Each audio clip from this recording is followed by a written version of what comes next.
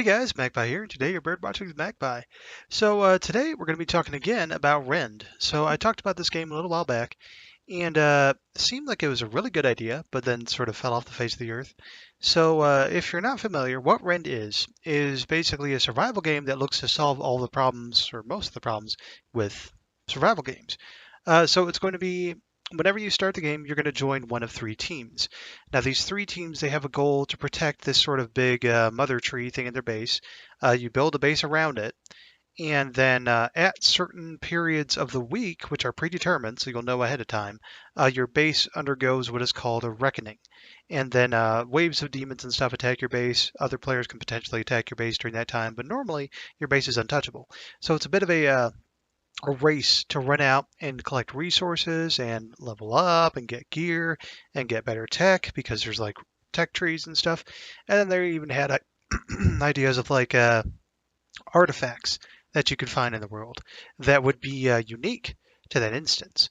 So, for instance, the boots of triple jumping, there's only one pair of boots in the round. See, that's the thing, is that once a team is eliminated, that team is gone until the entire thing was resolved.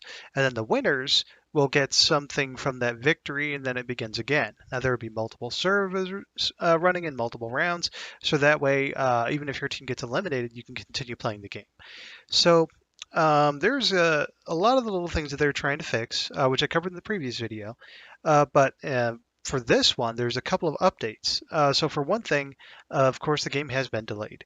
Now, one of the things that I noticed was, so the big thing that they're promising to do, to try and do, is that they wanted to make the game perform better than most survival early access games tend to perform. And in some of the alpha footage that I saw, it wasn't quite there. Like it was pretty good. It also helps that they're going mostly with shooting elements as opposed to melee elements starting off, but it wasn't perfect. And I don't think it ever would be 100% perfect, but it seems like they're really trying to get that system as good as possible. But the reason why they have said why they want to go back and do that is because they want to improve things. So among them is like some of the things they got feedback on. So when it comes to that big mother base thing, players can contribute based on sort of a reputation system. So things that you do for your team that you contribute to your group will build reputation. And then that reputation will in turn allow you to like do things to the base. Like, okay, you have 500 rep. Okay, you can access this chest and remove X amount of things from the chest. And every item you remove, and this is just theory, would cost you, 50 rep, something like that. So what they found was that people were kind of not super invested in the base because unless you have enough rep, you can't do anything with the base. You can just kind of watch it as I guess other people build it. So one of the things that they did was that they're going to allow building stuff outside of the base. So building more structures outside of the base. But the cool thing is the idea of the system here, because I mean, one of the big things they wanted to solve was like actual PvP as opposed to just overnight raiding. Because I mean, it sucks in that these games are survival games. It's PvP, but what it tends to be most of the time is you log in and your base has been raided, or you find somebody's base where they're not there and then you raid their base. Well, what they're going to do in this system, so those bases are probably still going to be raidable at any point in time, the ones that are built outside of the main base. But they did say that they want it to be about as costly to raid a base as it is to just build a base. So there's going to be some consideration there. And also there are some ideas in that you'd be able to say if you sneak into somebody's base, you can actually like put a little spell to leech XP from their tech trees or maybe stuff from their crafting bench. And as long as they don't know about that spell that's there, you'll keep on getting stuff. So they've created incentives to not just slash and burn and destroy everything, but to actually try to, sneak in, leave stuff mostly intact, and then you'll actually get a greater reward over time, or you could just smash and grab. But in regards to this building system, so the bare bones of it is that there's going to be like some sort of seed that a player can get based on their faction rep in order to limit the amount of the structures that can be placed. So then you don't end up with just foundations and ruins everywhere like you do in some games. So it'll be limited in number. And then when you plant the seed, and it creates a foundation and then an area around which you can build.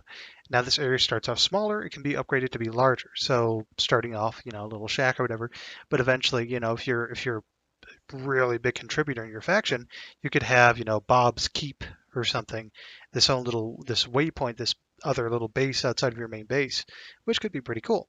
And yeah, presumably you could be raided at any time, though, so there's that consideration.